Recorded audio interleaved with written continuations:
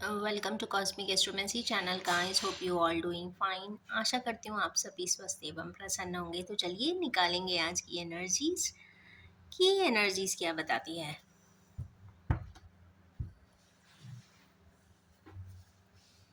As usual हम draw करेंगे 6 cards.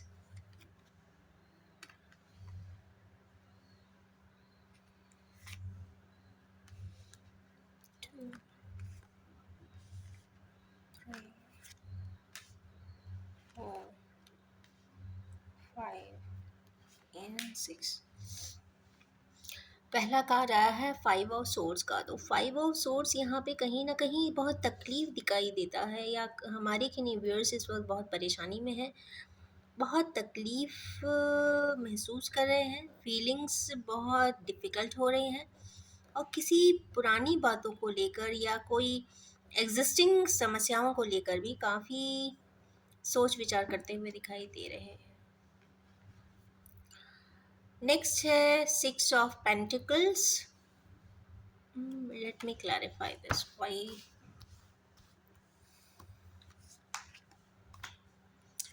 Page of wands. Page of Wands is full of passion, energy and optimism and opportunities basically. और या तो कोई life में एंटर कर रहा है या फिर एग्जिट कर रहा है, कहीं ना कहीं इस तरीके की कुछ एनर्जीज है, पर जो भी है वो बहुत पैशनेट है।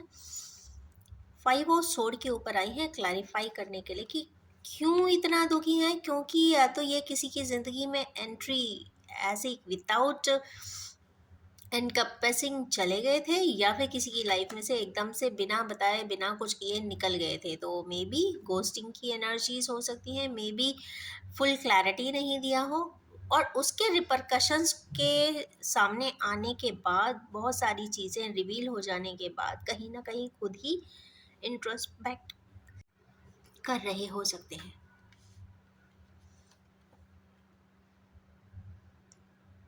नेक्स्ट है 6 ऑफ पेंटिकल्स। चलिए देखेंगे 6 ऑफ पेंटिकल्स क्यों आए हैं। सॉरी गाइस, अचानक से मुझे थ्रोट्स में इचिंग हो रही है। इट मीन्स यहाँ पे कुछ थ्रोट चक्रा रिलेटेड इशू ज़रूर है, ये मैं बता सकती हूँ। किन्हीं व्यूअर्स को अपने जहाँ पे आपको डिस्कशन करना है, जहाँ पे आपको डिबेट करना है, जहाँ पर आपको अपनी बात कहना है क्लैरिटी से, वो ज़रूर करें। अगर नहीं कह पाते हैं तो अपने थ्रोट चक्रा को बैलेंस करें, क्योंकि ये कंफर्म साइन आया है। बिकॉज जैसे ही मैंने ये 2 कार्ड को क्लैरिफाई किया और मुझे अचानक एक अजीब सी इचिंग हुई है थ्रोट चक्र में, इट मीन्स एनर्जी बहुत पावरफुली रिफ्लेक्ट की है। तो कहीं ना कहीं थ्रोट चक्रा पे वर्क करने की ज़रूरत है, क्योंकि यहाँ पे वायलेट कलर भी कई जगह पे दिखा हुआ है। तो it means throat chakra should be clarified immediately. Next है 6 ऑफ पेंटिकल्स। 6 ऑफ पेंटिकल्स को यहाँ पे क्लैरिफाई किया है स्ट्रेंथ ने। तो हमारे किन्हीं व्यूअर्स ये लाइन के साथ भी बैठी हुई है। तो स्ट्रेंथ मतलब एक लियो की एनर्जी है। लियो जोडिया के जो भी पर्सन है, उनको इस वक्त चीज़ों को हार्मोनाइज करने की ज़रूरत है। यहाँ पे पेंटिकल्स हैं, बच्चे हैं, पर्सन है, और उसके बाद इक्विलिब्रियम कहीं नहीं है। तो वो इक्विलिब्रियम बनाने की ज़रूरत महसूस या तो वो कर रहे हैं या फिर उन्हें करनी चाहिए। एक क्लैरिफाइंग कार्ड्स और देखते हैं, क्योंकि थॉट और कोई एलिमेंट दिख नहीं रहा है। इस पेज ऑफ सोर्स कोई इनिशिएटिव, या तो ये हो सकता है क्योंकि यहाँ पे एक एलिमेंट, मतलब अगर पूरी कंप्लीट फैमिली होती तो इनकी वाइफ मिसिंग है। और अगर ये सिर्फ पेंटिकल्स हैं, पेंटिकल्स मतलब ड्रीमी एंड डिज़ायर्स, तो हो सकता है इनके कोई डिज़ायर्स हो, कहीं और किसी के साथ फैमिली एसोसिएट करने का डिज़ायर हो जो अनचेरिस्ड है या अनडेस्टिन्ड, सॉरी डेस्टिन्ड था, जो इनकम्प्लीट है। कुछ अनफिनिश्ड टास्क यहाँ पे दिखाई दे रहा है, क्योंकि उसी के लिए वो पेज ऑफ सोर्ड भी यहाँ पे कहीं ना कहीं दिखाई देता है। कुछ एनर्जीज रिवील करी हैं, अभी भी उस कुछ मुझे कुछ इनकम्प्लीट समझ में आता है, but things should be reciprocated, whatever is there. Now 10 of Pentacles. यहाँ पे 10 of pentacles means complete harmony की एनर्जी चाहती हैं हमारे किनी व्यूअर्स, कुछ बैलेंस चाहते हैं जो कंप्लीट नहीं हुआ है, और मैजिकल एनर्जीज आई है। तो कहीं ना कहीं मैजिशियन की एनर्जीज आई है, तो कोई ना कोई पर्सन इनकी लाइफ में ज़रूर एक मैजिकल एनर्जीज की तरह ज़रूर रिएक्ट करने वाला है और कुछ ना कुछ बताने भी वाला है। कौन हो सकता है वो? किंग ऑफ पेंटिकल्स हो सकते हैं, मे बी इनके बड़े भाई हमारे व्यूअर्स के, या हमारे व्यूअर्स के मेस्कुलिन पर्सन की एनर्जी है, तो बहुत हद तक मेस्कुलिन पार्टनर भाई हो सकते हैं, फादर हो सकते हैं, फादरली फिगर हो सकते हैं, और उनकी एनर्जीज आई है। तो वो कहीं ना कहीं कंप्लीट हार्मोनाइजेशन मीन्स इस पर्सन को कंप्लीट हैप्पीनेस देने के लिए वर्क यही पर्सन कर सकते हैं। तो शायद क्योंकि लियो की एनर्जी भी आई थी, इट मीन्स स्ट्रेंथ की कमी भी है हमारे के नेवियर्स को, स्ट्रेंथ की थोड़ी सी कमी जा रही है। पेरेंटल या ब्रदरली या सिबलिंग्स का सपोर्ट चाहिए है, तो सपोर्ट सिस्टम ज़रूर उन्हें दिए मिलना ही चाहिए। उसके लिए उन्हें ही they should be vocalised and they should be vocal enough to get the things balance and neutralise. कुछ इस प्रकार की एनर्जीज है। Next is ace of sword. कोई इनिशिएटिव तो लेना चाहते हैं, किस प्रकार का इनिशिएटिव लेना चाहते हैं, चलिए देखते हैं। 9 ऑफ वांड्स का किसी ना किसी चीज़ की वेटिंग एनर्जी है, या तो ये वेट करते हुए दिखाई दे रहे हैं, या फिर पीछे से सन का होराइजन दिख रहा है। तो इट मीन्स कहीं ना कहीं तो है कि जो आत्मा कारक चीज़ें हैं, जो आत्मा से रिवील्ड चीज़ें हैं, जो आत्मा चाहती है वैसा करे बट कर नहीं पा रहे हैं, कुछ ऐसा एनर्जीज यहाँ पे दिखाई दे रहा है। पैशन कोई एक रिमेनिंग रह गया है, या एक इनकम्प्लीट कुछ ऐसा टास्क है जो इनको कंप्लीट करना चाहिए, ऐसा कुछ लगता है।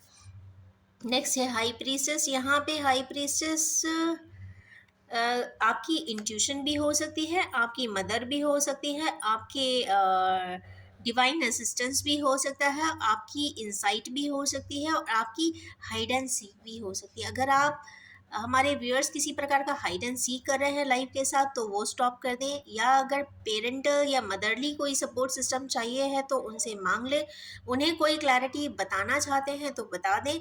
कहीं ना कहीं थ्रोट चक्रा की एनर्जी यहाँ पे बहुत रेजोनेटिंग आई है, तो कुछ ना कुछ थ्रोट चक्रा से रिलेटेड ज़रूर बात है। It means to communicate properly and effectively. तो जहाँ भी जैसा भी जितना भी कम्युनिकेट करना है उसको ज़रूर कम्युनिकेट करना चाहिए, ऐसा कुछ इस कार्ड से दिखाई तो देता है। इसका मतलब उसके बाद आया है टेम्परेंस का कार्ड। तो कोई कंप्लीट बैलेंसिंग के लिए यहाँ पे ये एक हाई प्रीस्टेस का कार्ड आया है। तो कंप्लीट बैलेंसिंग या तो इनकी मदर हो सकती हैं, या फिर इनकी हायर इंट्यूशन हो सकती है, या इनका अपना हायर सेल्फ भी हो सकता है जो बैलेंस लाने में इनकी मदद करेगा। और उसके लिए इनको काफ़ी इंट्रोस्पेक्ट करना पड़ेगा, इनर वॉइस को सुनना पड़ेगा, और शांति से स्वयं के लिए, दुनिया में कोई भी किसी के लिए कुछ नहीं करता बट स्वयं के लिए ज़रूर करता है। तो यस, सबसे पहले स्वयं के लिए करें, जिससे कि इतने बैलेंस्ड हो जाए कि फिर सबके लिए करेंगे तो वो काफ़ी एक हद तक एक बहुत प्रोपोर्शनेट, बहुत ही appropriate and affectionate form of resultant सामने आएंगे। पर जब खुद ही इम्बैलेंस होंगे तो आप किसी के लिए भी कुछ नहीं कर सकते हैं। तो यस, सबसे पहले किसी के लिए भी कुछ कर देने के लिए खुद का बैलेंस में होना बहुत ज़रूरी है। तो यस, यहाँ हमारे किनीवर्स को बैलेंस की रिक्वायरमेंट है। Next is 7 of pentacles. हमारे किनीवर्स इस वक्त किसी प्रकार का मेहनत कर रहे हैं। ये एक कम्प्लीटली एक मटेरियलिस्टिक पॉइंट ऑफ कार्ड है, और कहीं ना कहीं हमारे किन्हीं व्यूअर्स को रिफ्लेक्ट कर रहा है कि वो अपने बिजनेस के लिए सोचते हुए दिख रहे हैं कि अब आगे क्या करें। कुछ या तो एंड हुआ है या कुछ आगे बढ़ना चाहते हैं। तो 5 ऑफ वैंड्स पैशन की एनर्जी है, जो पुराना कुछ रह गया था बिजनेस जिसको वो करना चाहते थे और नहीं कर पाए थे किसी समय पे, उस पर ये ज़रूर वर्क कर सकते हैं। तो एनर्जीज काफ़ी पास ड्रिवन हो रही है। तो या तो ये हो सकता है कि कहीं ना कहीं कोई ऐसा प्रोजेक्ट डालना चाहते थे जो पहले कोविड के समय में या कोविड के पहले की वो नहीं कर पाए, क्योंकि 5 years की एनर्जी है। 5 वैंड्स आए हैं, 5 की एनर्जी आई है, it means 5 months 5 years back.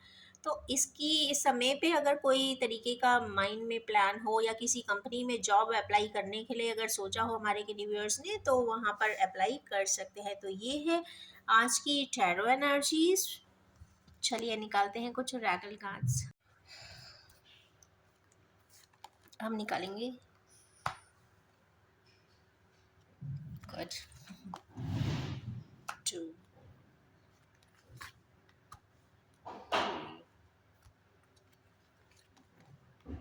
4, 5। Choose wisely हमारे के व्यूअर्स के लिए ये बहुत अच्छा एक थॉट प्रोवोकिंग कार्ड है, दैट इज चूज वाइजली। तो हमारे के व्यूअर्स को वाइजली चूज करने की तो इस वक्त ज़रूरत है कि उन्हें क्या सेलेक्ट करना है। बट एक खास बात है कि यहाँ पे 2 बर्ड्स आए हैं, 7 का डिजिट है, तो यस जो भी करेंगे वो काफ़ी सोच विचार कर करेंगे और ऐसा करेंगे जिससे कि उनको कंप्लीट फ्रीडम मिल सके। फ्रीडम इन ए सेंस ऐसा नहीं हो सकता कि आप घर छोड़ के हिमालय पे चले जाएं, स्पिरिचुअल एक्सेस को फॉलो कर लें, बट इस फ्रीडम का मतलब होता है कि जिस भी सेट ऑफ रेफरेंस में आप रहें, आप हैप्पीली, ओपनली, ब्रॉड माइंडेडली अपने कार्य कर सकें। ऐसा वो सिनेरियो हो, ऐसा वो सर्कमस्टेंस हो, ऐसे वो पर्सन्स हों, या ऐसे समझदार आपके इर्द गिर्द रहने वाले आपके किनशिप हो, जो आपके विचारों से रेजोनेट करें, जो आपके थॉट प्रोसेस को एक्सेप्ट करें, आपके विचारों को समझ सकें। सबसे बेहतर बात होती है कि समझना।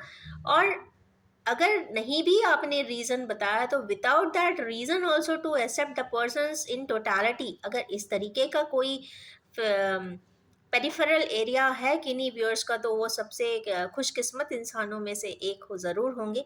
तो यस, इस प्रकार के डिसीजन को लेने की हमारे किन्हीं व्यूअर्स को ज़रूरत है। मीन्स अपने सराउंड को इतना कोऑर्डिनेटिंग, इतना इंटरप्रिटेटिव, इतना इंटैक्ट एंड इतना अंडरस्टैंडिंग मिल जाए, या फिर बना लिया जाए, या फिर ऐसा कोई डिसीजन कर दिया जाए, तो यस यहाँ पे हमारे किन्हीं व्यूअर्स को वाइसली चूज करने की ज़रूरत है। नेक्स्ट, इसका मतलब options are available but they have to select wisely. Next है ट्रुथ।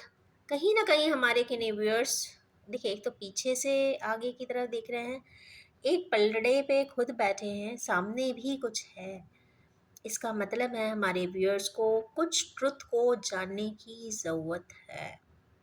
हो सकता है कि जिस जगह पर सबसे ज़्यादा ब्लैकनेस, क्योंकि आगे ब्लैक एनर्जी दिख रही है, सबसे ज़्यादा खराब, सबसे ज़्यादा बुरा, सबसे ज़्यादा हेटरेट किया जिस पे हो सकता है उसकी कंप्लीट नॉलेज ना हो, या फिर आपको ट्रुथ भी ना पता हो। क्योंकि वो वाले पर्सन के साथ अगर आप हमेशा हेट करते रहेंगे, कभी बात नहीं करेंगे, या फिर जानने की कोशिश नहीं करेंगे, तो सच्चाई नहीं पता चलती है। और कोई भी ऐसे ही जाकर आपको कुछ भी नहीं बताएगा, क्योंकि सबका अपना एक सेल्फ रिस्पेक्ट होता है, सबकी ही एक सेल्फ एंटाइटी होती है। अगर कोई बार बार जाकर अगर कोऑर्डिनेट करने की कोशिश करता है, डिस्कस करने की कोशिश करता है, तो इसका मतलब ये नहीं है कि दैट पर्सन इज नीडी। वो बस उस रिश्ते को एक रिस्पेक्ट देना चाहता था, या फिर वो चाहता था कि वो उसको कंटिन्यूटी में चलता रहे, ग्रेजुअल प्रोसेस में लॉन्ग टर्म रहे, लॉन्ग टर्म एसोसिएशन रहे, एक ट्रस्ट के साथ, एक फेथफुलनेस के साथ, एक लॉयल्टी के साथ। तो उसको अगर मिस इंटरप्रेट लोगों ने अगर किया होगा, या कंफ्यूजन में लाया होगा, और उसके बेसिस पे प्री बायस्ड जजमेंट, या प्री एनालिटिकल जजमेंट किए होंगे, या बहुत ज़्यादा जजमेंटल हो गए होंगे, तो यस वहाँ पे ट्रुथ जानने की सभी को ज़रूरत है।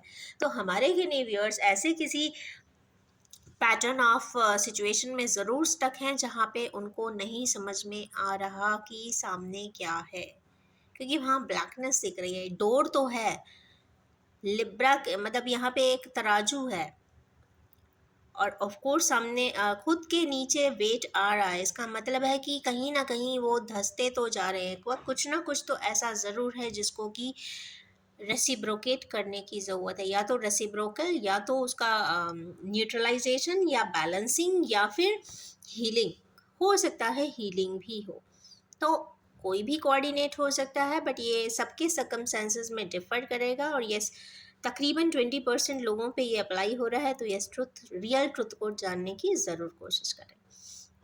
नेक्स्ट कार्ड आया है शैडो का। शैडो इज इन का कार्ड नंबर है 18। तो यस, हमारे किन्हीं व्यूअर्स को अपने शैडो साइड पे वर्क करने की ज़रूरत है। कहीं ना कहीं देखने की ज़रूरत है कि क्या फॉल बैक्स हैं, क्या आपके नेगेटिव ट्रेड्स हैं। बेहतर तरीके से एक सॉट एनालिसिस लोग ऑर्गेनाइजेशन के लिए करते हैं, यहाँ पे सेल्फ की किया जाए, खुद जानने की कोशिश किया जाए। और अगर खुद सच में या सही मायने में ट्रांसफॉर्मेशन चाहते हैं तो यस, ट्रांसफॉर्मेशन किया जाए, बिकॉज यहाँ शैडो का वर्ड आया है। और शैडो जब भी प्रोग्रेशन लाइफ में देखना होता है या फिर ग्रोथ चाहिए होता है, या कहते हैं कि भगवान हमेशा ऐसा ही क्यों करता है, ऐसा नहीं है। वो तब तक करता रहता है, तब तक वो टैप ऑन करता ही रहता है जब तक आप वो लर्निंग नहीं सीख जाते। इसका मतलब है कि लर्निंग सीखने के लिए अपने ही शैडो साइड पे वर्क करने की ज़रूरत यहाँ पे ज़रूर दिखाई दे रही है हमारे किन्हीं व्यूअर्स को। 18% का काउंट है, तो 18% या 18 पर people they should immediately work start working on their shadow sides. ये हर इंसान को पता होता है कि क्या हम सही कर रहे हैं, क्या हम गलत कर रहे हैं। तो जो आपको लगता है सही है तो इट्स वेरी गुड, बट जो आपको लगता है कि गलत है तो उसको यहाँ पे रेक्टिफिकेशन की यहाँ पे ज़रूरत दिखाई देती, क्योंकि उसके जस्ट बिकॉज उसके जस्ट बाद का कार्ड यहाँ पे यूनिवर्स का आया है। यूनिवर्स का 21 का नंबर है। यूनिवर्स का नंबर आ जाने का मतलब है completeness, abundance, positivity and prosperity. तो प्रॉस्पेरिटी खुद ही आ गई है, और यूनिवर्स खुद ही इतना एनलाइटन होता है कि 2 मिनट में आपके कहते हैं ना, जितनी भी दिमाग पे धूल जमी होती है वो फटाक से निकालने की शक्ति होती है। But time frame is important. Her event को हैपन होने के लिए एक पर्टिकुलर टाइम की ज़रूरत होती है। मीन्स वो टाइम इसलिए ज़रूरी होता है कि उतने समय में इंसान लर्न करता है, उतने समय में एक इंसान समझ पाता है कि क्या इम्पॉर्टेंट है, क्या अनइम्पॉर्टेंट है, क्या सिग्निफिकेंट है, क्या इनसिग्निफिकेंट है, या क्या ट्रस्टवर्दी है, क्या अनट्रस्टवर्दी है, क्या फेथफुलनेस है, क्या अनफेथफुल है, क्या राइट है, क्या रॉन्ग है। सभी पर्सन्स अपने अपने पर्सपेक्टिव के हिसाब से, सिचुएशन के हिसाब से एनालाइज करते हैं और उसको समझने की कोशिश करते हैं। इन टोटलिटी आपकी वाइब्रेशन को नल किया जाता है, दैट्स इट। तो यहाँ पे nullification of many vibrations are there, और कहीं ना कहीं जो नेगेटिव ट्रेट्स हैं उसमें भी एक एंडिंग होती हुई भी दिखाई दे रही है। तो जो भी negative shade, negative people, negative situation, negative circumstances, negative memories, या फिर जो भी आपको नेगेटिफाई किसी भी फॉर्म में करती है, वो एन्यूल होती हुई तो कम्प्लीटली दिखाई देती है। नेक्स्ट है यहाँ पे कॉन्फ्लिक्ट का कार्ड, 2 का नंबर है। मीन्स यहाँ इमोशनल कॉन्फ्लिक्ट यहाँ पे दिखाई दे रहा है। तो येस, हमारे किन्हीं व्यूअर्स को पुरानी बातें, पुराना इमोशंस, पुराने रिलेशनशिप्स या फिर उससे रिलेटेड ड्रॉबैक्स भी दिखाई देंगे, या फिर वो उसको एनालाइज ज़रूर करेंगे और जानने की कोशिश करेंगे कि what they should come forward with. तो ये है आज की ओरेकल कार्ड रीडिंग। चलिए आज एंजल गाइडेंस भी देख लेते हैं कि एंजल्स क्या कहना चाहती हैं। हम निकालेंगे 3 एंजलिक कार्ड्स।